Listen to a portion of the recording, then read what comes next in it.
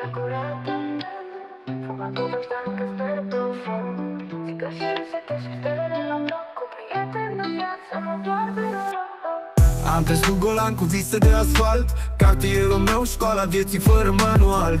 Fumat pe scări cu gânduri în spirală, țigări la comun, viața n-a fost ideală.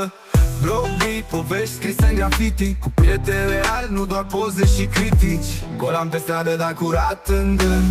Fumat povești, dar încă sper profund. Țigări și risete sub stele la bloc, cu prieteni de viață, nu doar de noroc. Golan pe stradă, dar curat în gând. Fumat povești, dar încă sper profund. Țigări și risete sub stele la bloc, cu prieteni de viață, nu doar de noroc.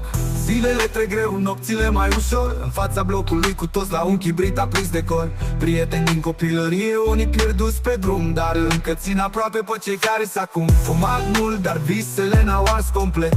Golan, dar cu planul sună direct. Golan pe stradă, dar curat în gând. Fumat povești, dar încă sper profund. Țigări și risete sub stele la bloc, cu prieteni de viață, nu doar de noroc. Golan pe stradă, dar curat în gând. Fumat povești, dar încă sper profund. Țigări și risete sub stele la bloc, cu prieteni de viață, nu doar de noroc.